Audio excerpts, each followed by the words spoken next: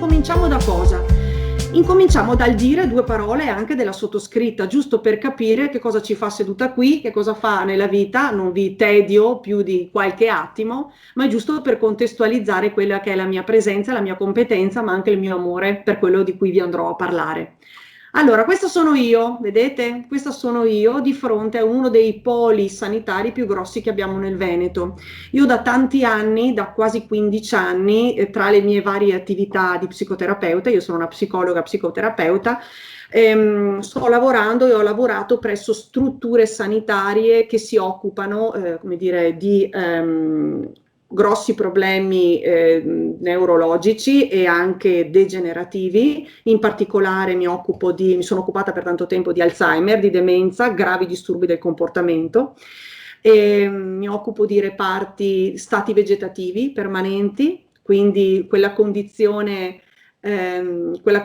clinica che sta in una dimensione di mezzo, dico io, dove la persona è assolutamente presente ma non può comunicarlo attraverso il proprio corpo, ma c'è, e allora è grandissimo l'impegno per contattarlo attraverso altri strumenti che non siano solo quelli vocali e verbali. E mi occupo di reparti hospice, sostanzialmente persone che vengono accompagnate al loro ultimo respiro, letteralmente, e quindi insomma gli ambientini sono ambienti tosti. Mi sono resa conto che veniva assolutamente trascurato l'aspetto ambientale, cioè nell'ambito della cura lo spazio terapeutico era poco considerato, poco valorizzato, molto molto trascurato in termini di orientamenti, di colori, la materia, proprio il materiale che veniva utilizzato. E io ho incominciato ad informarmi, a fare esperienza attraverso i miei pazienti che sono anche i miei grandi insegnanti. Ecco, qui riporto da alcuni esempi, laboratori esperienziali con l'utenza fragile che mi ha portato a vivere le esperienze, quindi non solo di colore, ma anche di potenza dell'ambiente che condiziona in termini positivi o negativi lo stato di salute psicofisico del paziente. Altri laboratori creativi con persone con disabilità grave, gravissimo, in questo caso con una persona tetraplegica che dipingeva con la bocca. Per quanto riguarda la questione dell'ambiente, quello che poi è diventato una mia grande passione, che è lo studio dell'ambiente di tipo protesico, si chiama, ossia l'ambiente, e quando parlo di ambiente appunto parlo di spazio irradiativo, effetti materici, tutti quelli che sono gli elementi correttivi che possono sostenere la terapia farmacologica ma anche psicologica del paziente. Mi sono resa conto che tantissime persone erano estremamente limitate non solo dalla malattia, ma da nostri limiti. Noi come equipe e come struttura gliene imponevamo. E questa cosa non riusciva a far sì che loro potessero far emergere ciò che ancora viveva dentro di loro. Questa è un'immagine che spero che vediate, ce ne sono poi altre due di seguito, che sono state prese da un film che io amo particolarmente, che si chiama Risvegli. In queste immagini vediamo il dottore, in questo caso, interpretato magistralmente da Robin Williams, che sostanzialmente vuole insegnare a questa donna appena risvegliata, qui stiamo parlando di stati vegetativi, quindi conosco bene la materia, ad avvicinarsi alla finestra che lei guardava con occhi bramosi, desiderosi, speranzosi di qualcosa. Non riesce mai, giorno dopo giorno, ad oltrepassare il confine, in un certo punto si ferma e tutti cercano di spingerla, incoraggiarla a passare, finché in un'intuizione illuminata, dico io appunto, il dottore, coadiuvato da un'infermiera estremamente sensibile ed innamorata non solo del suo lavoro ma anche dei suoi pazienti, comprende che c'è qualcosa che sta bloccando, sta mandando un segnale di blocco alla persona, alla paziente, in questo caso alla signora anziana, e si rendono conto che il blocco proviene proprio da un punto preciso dell'ambiente, la pavimentazione. Non ci avevano mai pensato, avevano dato per scontato che gli architetti, gli designer, gli ingegneri, tutti quelli che avevano costruito la struttura avessero fatto sicuramente un lavoro perlomeno decente, giusto, adeguato per quella funzione, cioè far raccogliere un insieme di pazienti che hanno tutta una serie di problemi, in realtà, come accade ancora in tanti posti, purtroppo per esperienza anche professionale, ne ho visti tanti e ci sono ancora tantissimi errori fatti in buona fede naturalmente, ma che non possono essere più giustificati, perché adesso abbiamo il dovere di sapere tutto quello che ci può potenziare, aiutare a sviluppare in qualunque condizione della nostra vita, anche se siamo stesi sul letto e non possiamo parlare, ma siamo vivi, ok? Quindi cosa succede? Si rendono conto che la pavimentazione sostanzialmente da una scacchiera bianca-nera si bloccava e diventava tutta completamente bianca. Voi dovete sapere che in questi tipi di pazienti con tutta una serie di danni neurologici il bianco significa il nulla, il vuoto, ok? Quindi la signora si bloccava perché aveva di fronte a sé, percepiva di fronte a sé il nulla, il vuoto. E distinto non si sarebbe mai gettata dentro un buco completamente, come dire, vuoto. E allora hanno disegnato in una lunga notte, anche romantica, perché poi nasce un grande amore tra di loro, hanno ridisegnato la pavimentazione utilizzando sempre il gioco della scacchiera e la signora sul nero, appoggiando il piede sullo scacco nero, è riuscita finalmente, mi dispiace svelarvi questa cosa del film, è riuscita a raggiungere la sua finestra e da lì poi tutta una serie di altri sblocchi. Ma nello stato di fatto, vi ho già anticipato prima, ma chi ha esperienze anche di strutture ospedaliere o sanitarie in generale lo sa, è tutto già così ehm, sistemato, funzionalmente sistemato, intelligentemente, strategicamente sistemato lo spazio, intendo, per sostenere il processo di guarigione o perlomeno un accompagnamento nella malattia di un paziente? No, lo sappiamo già che è no, assolutamente. Non c'è ancora questa accortezza. Voglio dirvi questa cosa. Tempo di Covid, ci siamo ancora dentro, non nel pieno mare magnum di qualche settimana fa, però ci siamo ancora dentro. Un mio collega che si occupa anche lui di psicoarchitettura, appunto il mio ambito di interesse, il mio campo di interesse, quindi dove l'architettura e la psicologia trovano uno sposalizio intelligente, mirato proprio alla cura, al sostegno, al potenziamento del benessere di tutte le persone, ma aggiungerei anche di tutti gli animali, di tutte le piante, cioè tutto il nostro mondo, ok? E minerali, attenzione a non dimenticare anche questo. Sono state fatte delle proposte relativamente agli ospedali che erano in qualche modo destinatari di raccolta pazienti gravi, gravissimi o anche quelli diciamo in via di dimissione. Sono state fatte delle proposte per cercare di sostenere a livello ambientale come protesi, ok? Vi ricordate questo aspetto ambiente protesico?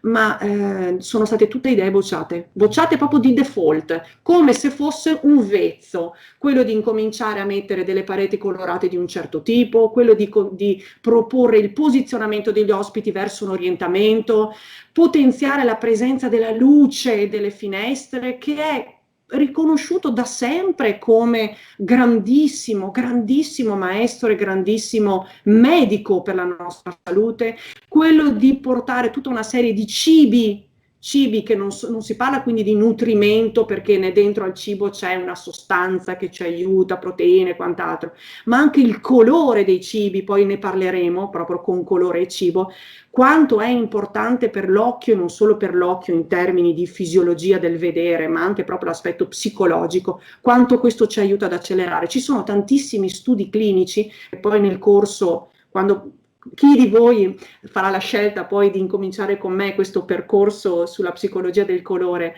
esporrò una serie di studi clinici che raccontano quanto persone ricoverate in ospedale nel periodo di post diciamo operatoria, recupero post operatoria, raggiungessero dei livelli di guarigione o comunque i tempi di dimissione diminuissero proprio quando venivano rispettati e proposti certi canoni. Per esempio, le persone che hanno lo sguardo verso la finestra, proprio prendendo a modi proprio di laboratorio sperimentale, gli ospiti, i pazienti, i clienti che erano posizionati più accanto alla finestra e a fonti di luce, meglio ovviamente se naturali, guarivano più velocemente.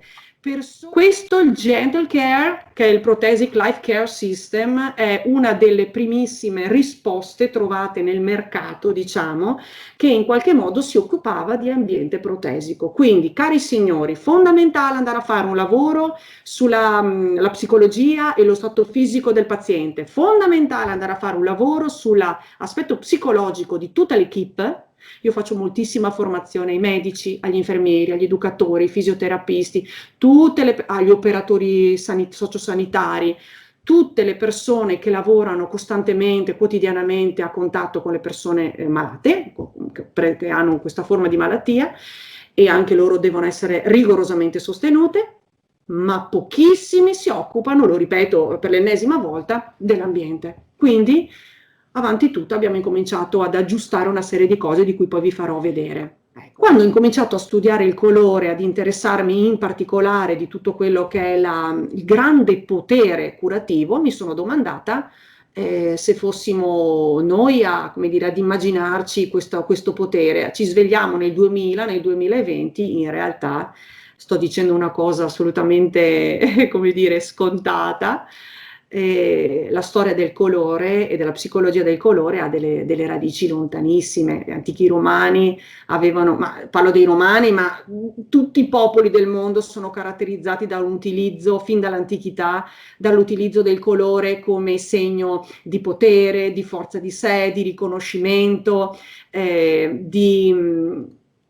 ecco, vediamo in questo caso l'aspetto antropologico e ritualistico di identificazione con una propria, per esempio, tribù, di un collegamento con il mondo trascendentale. Quindi tutto quello che si può comunicare lo si può comunicare anche attraverso la scelta di colori specifici che mandano messaggi specifici. Guardate che non è il titolo di terapeuta che vi rende tali. L'essere terapeuti significa essere portatori di un benessere, avere il desiderio dentro di far star bene noi stessi e gli altri, nel nostro piccolo così come nel grande. In questo senso io intendo l'essere medici e utilizziamo le medicine giuste e una medicina importante è il colore. Teorie sul colore, lo studio della visione, non è possibile non immergersi almeno un pochino in quelle che sono le teorie di base perlomeno dei colori e quindi andare a scoprire i colori primari, secondari, terziari, i colori complementari, gli adiacenti, insomma, tutta una serie di cose che si va a trovare. E perché è importante capire? Perché vedremo che gli accostamenti cromatici, l'armonia cromatica è importante da sapere, da conoscere e da studiare. I colori non vanno messi proprio a caso, c'è uno studio che deve essere fatto. Si parla di tonalità, di luminosità, di saturazione. Con questo non vuole essere questo un corso sulle tecniche pittoriche, sulla conoscenza specifica del colore, però è importante nel momento in cui andiamo ad utilizzare dei colori e anche a consigliarli come tecnici, è importante sapere di cosa stiamo parlando, quali codici anche identificativi andiamo ad utilizzare insieme per dare un nome comune. Se tu mi stai parlando di un colore, io devo avere chiaro di quale colore stai parlando, ok? Quindi, e con quale tonalità, quale luminosità, che livello di saturazione c'è, stiamo parlando di una stessa vivacità, opacità e così via. Quindi si andrà a toccare anche questo. E poi vi presento un altro mio maestro che è Max Luscher, che è un terapeuta innamorato della vita fino all'ultimo dei suoi giorni, è morto da poco, ed è l'inventore, l'ideatore di questo test psicodiagnostico che si chiama appunto il test dei colori di Luscher. Qualcuno di voi ne ha mai sentito parlare o addirittura gli è mai stato somministrato?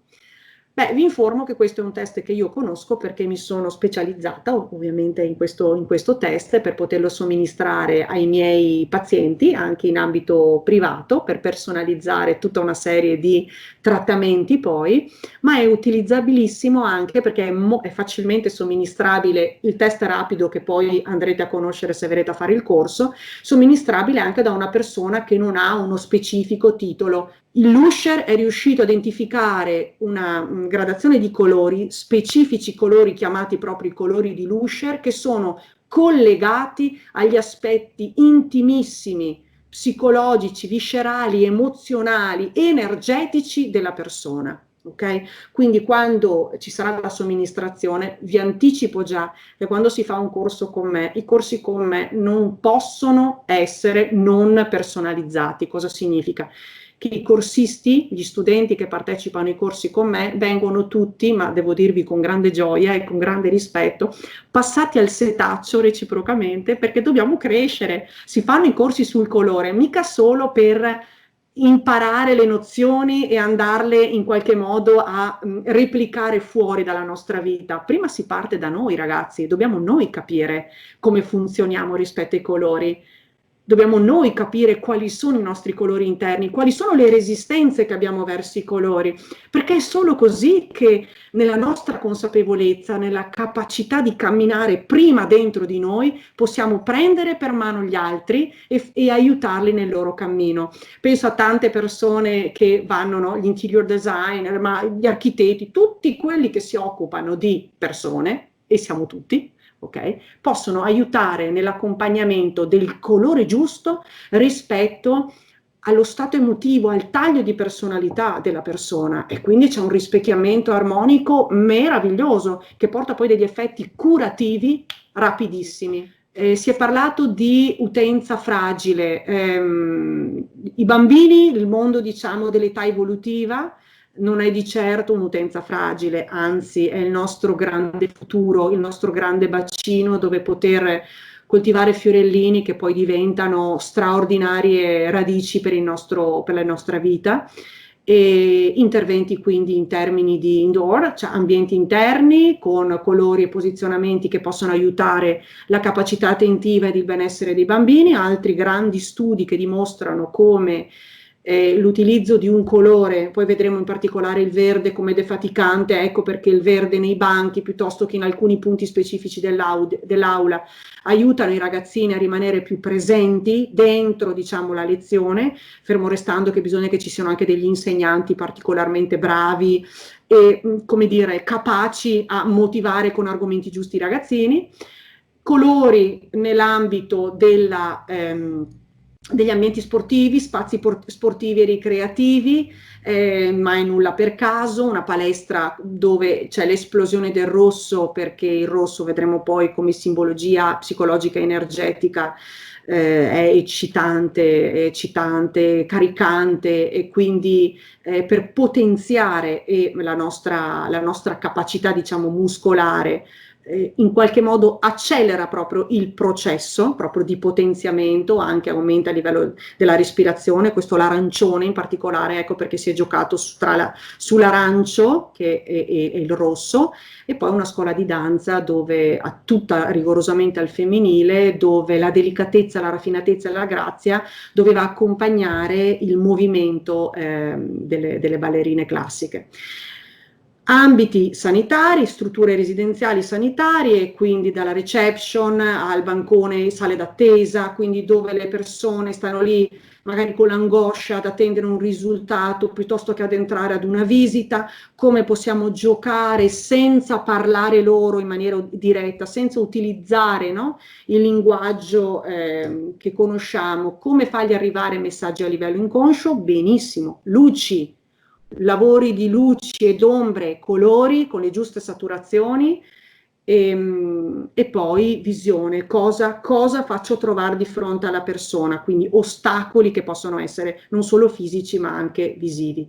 Qui altri due punti importantissimi, una ospedale pediatrico dove i bimbi devono entrare magari nei pronto soccorsi, e quindi dove c'è la necessità per loro di farli sentire sempre rigorosamente bimbi, nella possibilità di esprimere la loro giocosità, la loro vitalità, anche se magari non stanno così tanto bene, ma farli stare sempre in un ambiente protetto, curato, giocoso, divertente, sempre.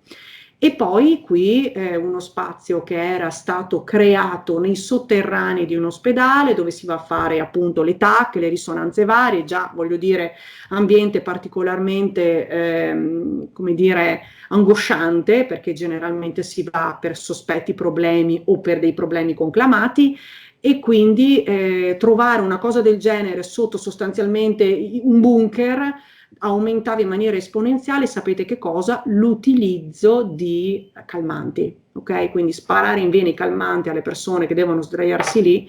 Voi sapete che in queste circostanze bisogna stare fermi.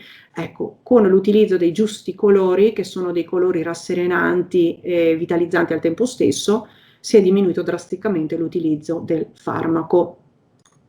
Spazi di lavoro che possono avere la funzione non solo di identificare, scansionare, identificare quelli che sono le funzioni appunto degli uffici.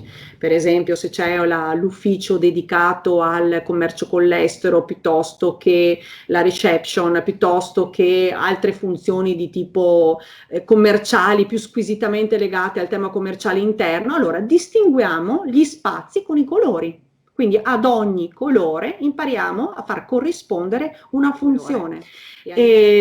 Solo altre due piccole parole rispetto ai corsi che sono tenuti secondo due criteri: lavori individuali, sviluppare e rafforzare gli intenti personali.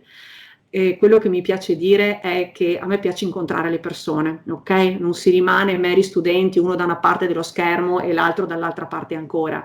Certo, non è possibile frequentarci, diventare amici, ma è possibile farci del bene nella misura in cui noi creiamo una connessione, un'apertura, che è un'apertura del cuore e della testa, che poi diventa anche competenza, prima di tutto sul vostro, sul personale, ma anche c'è un grandissimo lavoro di squadra. Ecco perché a me piace tanto fare una presentazione iniziale, perché mi piace, e non è solo un piacere mero, ma sento che c'è come dire, un ritorno importantissimo in termini di fruttuosità e di progettualità, un arricchirsi nella condivisione. Quindi quando facciamo i corsi noi lavoriamo molto anche nel mettere insieme le persone, anche perché, cari ragazzi, voi avete delle professioni che si possono tranquillamente sposare reciprocamente, arrivano dei consigli l'uno con l'altro, addirittura possono nascere delle collaborazioni lavorative, magari uno da una città dell'Italia e uno dall'altra, o addirittura dall'altra parte del mondo. Cioè, capite come è bello e arricchente fare squadra?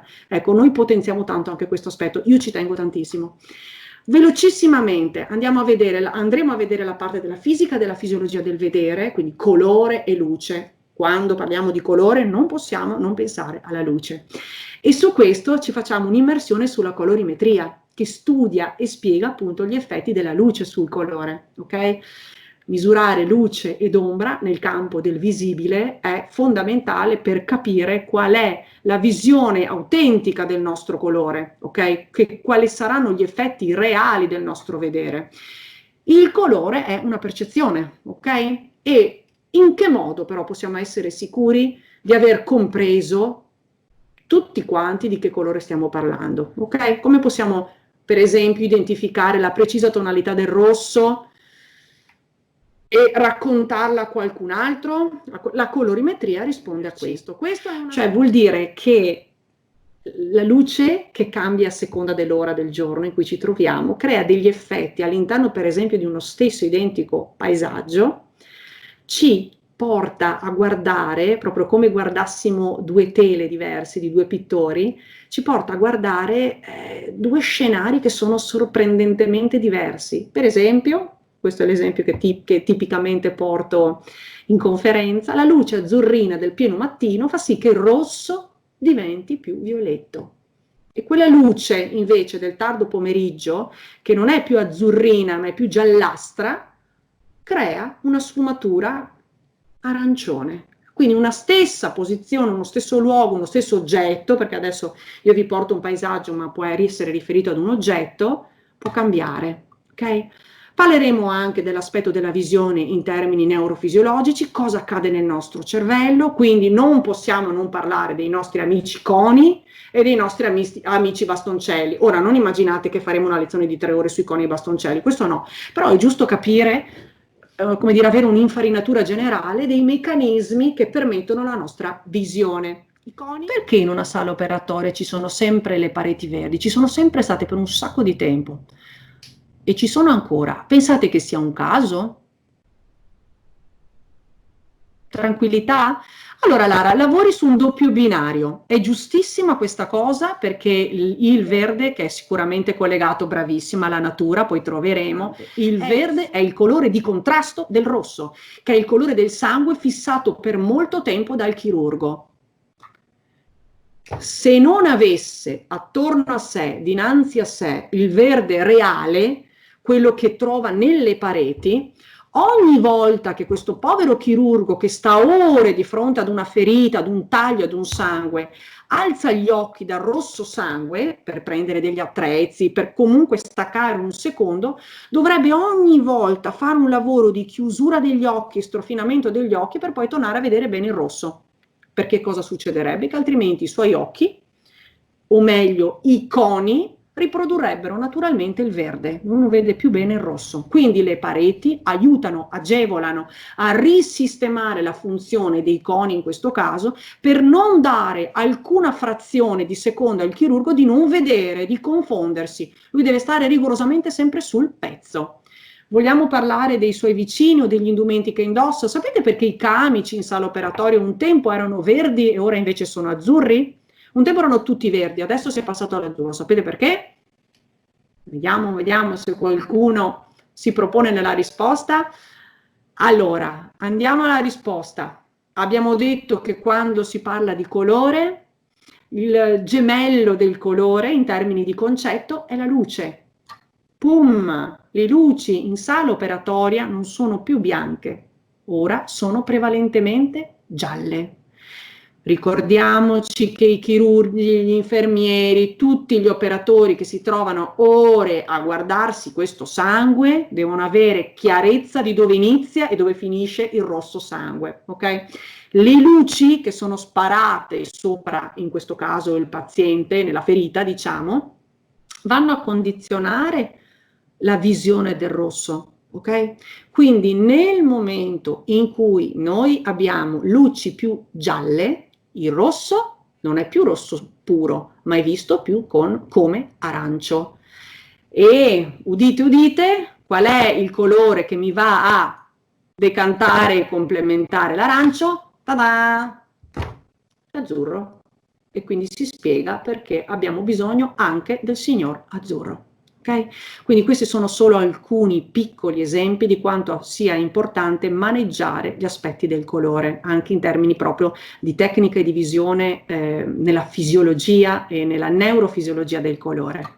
Passiamo poi alla psicologia, ecco questo è il grande cavallo di battaglia che in qualche modo ha creato questo sposalizio tra psicologia e colore in tantissimi ambiti, infatti dico i tanti ambiti di questa unione, andiamo a guardarli insieme, sono tanti e saranno sviscerati tutti quanti nel corso delle lezioni proprio perché l'intento è quello di entrarci veramente, avere una visione assolutamente più espansa, sapere come ci stiamo muovendo. Pum! Colore e abbigliamento, apparire e comunicare il sé.